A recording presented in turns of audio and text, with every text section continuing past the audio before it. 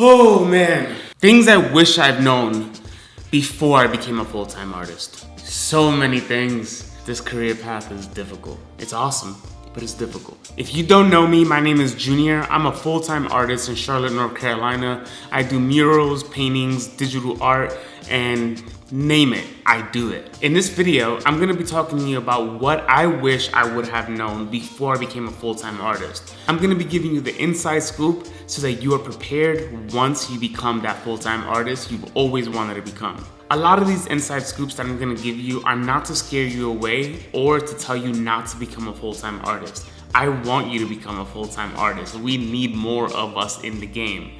These are just scoops to let you know what to expect once you get established. Let's start off with work-life balance. In the beginning, there was no work-life balance. I was working like a maniac. Whew.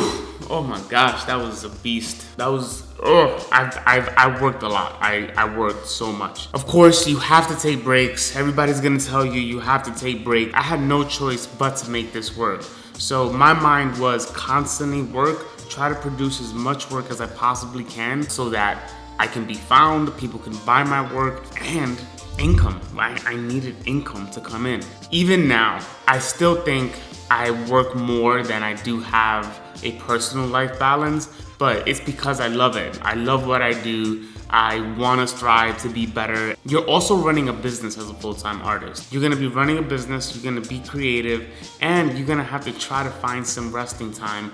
In order to manage all of that takes a lot of effort. It can really weigh you down if you let it. So you gotta make sure that you keep a level head, because if you don't, you can honestly lose yourself to your work. Gotta really try to find that balance in order to produce whatever it is that you're trying to produce. Since I talked about the business part, let's talk about the business management part.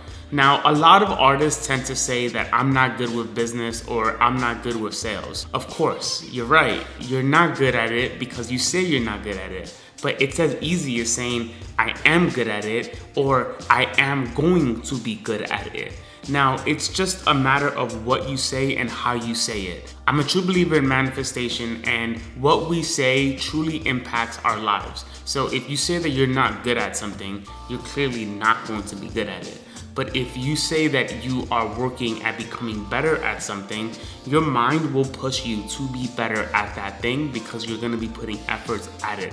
So trying to find a business mindset doesn't mean that you're gonna learn the in and outs of numbers and crunching numbers and being best at it. At some point, you may wanna hire someone once you get the finances to do it, to do all that type of stuff. But in the beginning, if you don't have the cash or the money to pay someone, you're gonna have to learn it. And it is really not that hard once you sit down and try to figure it out.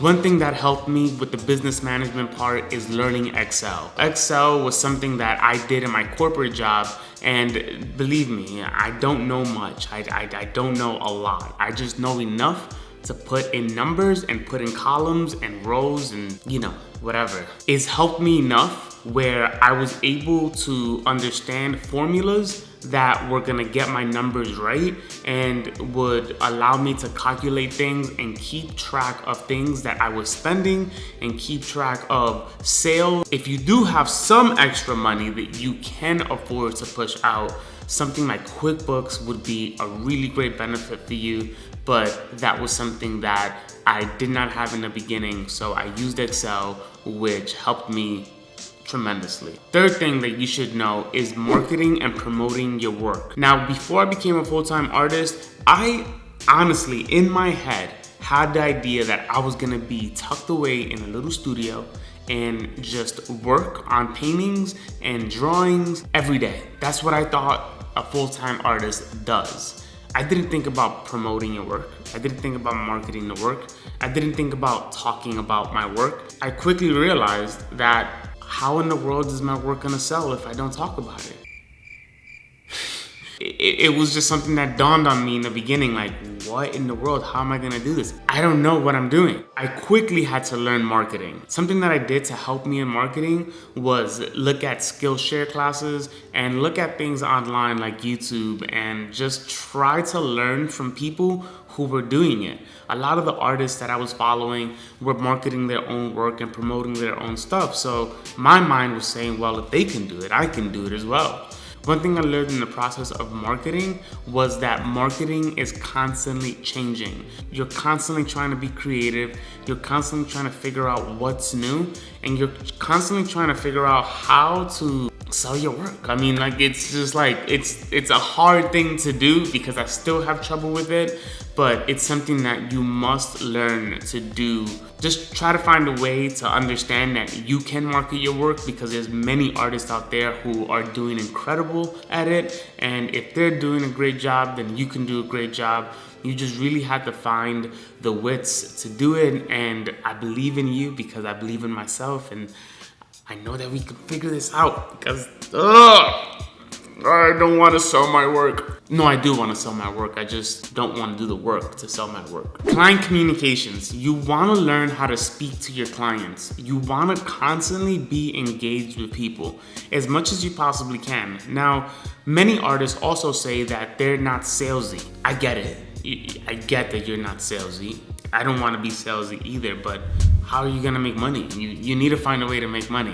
So communication with your clients is something that is extremely important. Something that clients tend to do is stop communicating to you after you give them pricing, after you give them details, after you give them the scope of the work. They just stop communicating to you.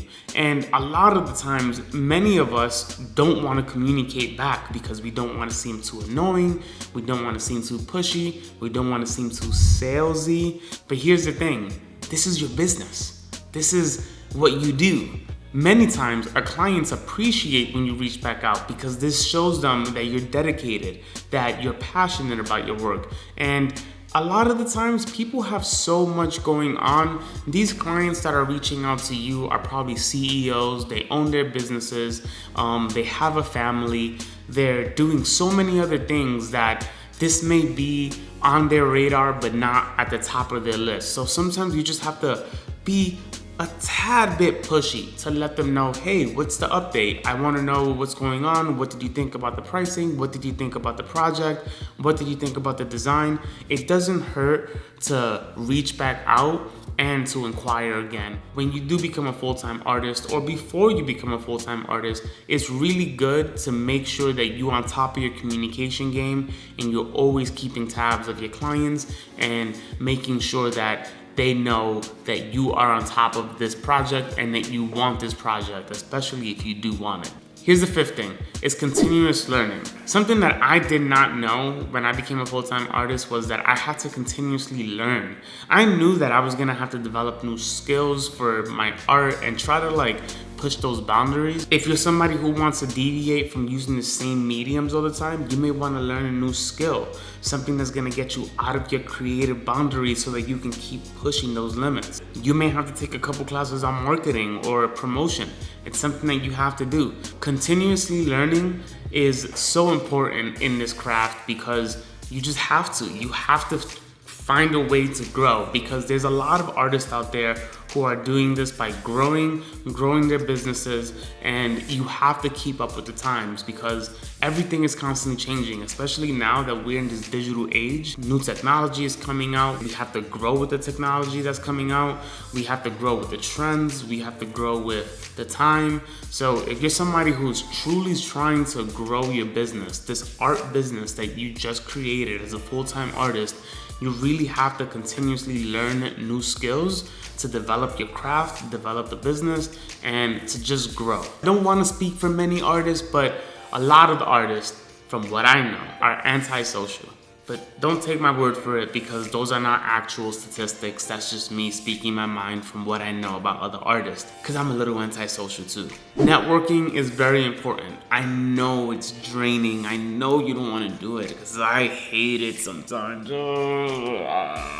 I don't like doing it. But you have to, right? We have to do it. We have to do it because This is the only way we're gonna learn about other artists and what they're doing, how they're running their businesses, and you don't know what these connections can get you. A lot of these connections can get you different projects. A lot of these connections can get you connected to other people that they know within their network. Some of you live in communities and in cities that have a lot of meetups. These meetups are very important. I mean, go to these meetups, say hi a couple times. You don't have to stay for the whole entire time. You don't have to go in and like talk to every single one, but pick somebody out. Just say, hey, how you doing? My name is so-and-so. I'm a full-time artist, or I'm just an artist and I'm trying to learn. What is your name? What do you do? You can say whatever you want. This is just what I would say. Embracing failures and success was something that was very, very difficult for me at first. Becoming a full-time artist, you not getting any money, you don't think you're good enough at the time. You just are taking a huge risk on yourself right now. So you're very vulnerable. So failures and successes, they're tough. They're very, very, very tough. The more failures I get, the more stronger I become. I cry a lot of the times when I fail at something, or if I didn't get a project, I got rejected to something. But I realize that it's only making me stronger for the next project that I'm gonna be taking on. And it's only gonna make me better because I've always learned from those experiences. Something that a lot of artists don't know about is applying for grants and applying for art calls. These are just pivotal in your art business, especially if you're trying to grow. Grants are something that I had no idea that was available to artists. I live in Charlotte, North Carolina, where there's many opportunities for grants, and I'm applying to at least 15 grants per year. Now I know that's a lot of time, a lot of effort into something, but these grants are a lot of money. I got a grant to build this studio that we're in right now. Make sure that you are aware of the grants that are going out. If you have social media on Instagram or on Facebook, you could put hashtag open art grants or open grants, and make sure that you look for them and apply to them. Don't be intimidated by them. They're going to take a lot of work and they're gonna take a lot of time. They will allow you to continue your journey, your passion, grow your art business, and allow you to maintain a creative lifestyle. One thing that artists of all kinds, it doesn't matter whether you're a full-time artist or a regular artist, you're gonna experience creative blocks and you may not have the motivation to keep creating. Just understand that creative blocks are always fleeting moments. Keeping a steady schedule, allowing you to do small things during those times will allow that creative block to just kind of like dissipate on its own.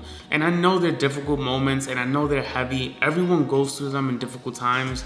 Something that I do when I'm going through a creative block is I try to slow down as much as I possibly can. So instead of producing work at the scale that I do it on a constant basis when I'm pushing work, I tend to just take a seat back and just make sure that my mind is in the right place, because it's really our minds. If our mind is not in the right place, our creative block is gonna stay there for as long as it possibly can, and we then won't find any type of motivation to do anything. You just have to stay with a consistent pace to make sure that you're creating work at a pace that's really good for you, but doesn't burn you out, because what burnout creates is creative blocks and you start lacking motivation. And one thing that you don't want as a full-time artist is to stop producing work for long periods of time. You always want to create, whether that's big or whether that's small, whatever is good and suitable for you. And the last thing that I want to talk about is the importance of passion and patience. Patience is something that we should all strive to be, as a patient person. I honestly think that art is all about patience. If you can be patient with your art, you can be patient with the development of your skills, development of your creativity, and the development of you as a person. So patience is something that you really want to strive to be in all aspects of your life and in your creative journey as well. Don't ever lose your passion for your art and your creativity, because that's what's gonna push you to the next level. And honestly, Something that I've been doing this year in 2024 is making sure that my passion always stays strong. Regardless if I'm going through a creative block, regardless if I'm crying, regardless if I'm dealing with something that's very difficult, my passion has to stay strong, because that's the thing that's gonna push me to the next level and is gonna allow me to just keep creating as much as I possibly can. And you wanna have fun in this whole entire process. Art is fun. Art should be joyful. Art should be just beautiful. And you should never lose sight of your passions, because that's honestly like the best thing that we have as artists is passion. We have love, we have drive, we have creativity. So use the gifts that the universe has given you and go create something that's just incredible for you, for the world, and whatever you decide to do with it. So to end the video off, the art journey is not for everyone, but it's for you. It's for you if you want it to be. And don't ever get intimidated by what other artists are doing and how high they've gotten and what they've done. Forget about them. Forget about everything that anyone has done. Just focus on yourself and focus on the things that make you happy as an artist, and just make sure that you take care of yourself throughout this whole entire journey, because you can lose yourself very easily. So my advice to you is make sure that you practice patience, make sure that you practice joyfulness and passion, because those are the things that's gonna really drive you. Make connections with people in your community. Just practice love. Love, honestly, is gonna get you to wherever you wanna go. So if you like this video, make sure you subscribe to my channel. I would love your support, and stay tuned because I have so many other videos coming out. And thank you for always supporting me. I appreciate you all. Peace.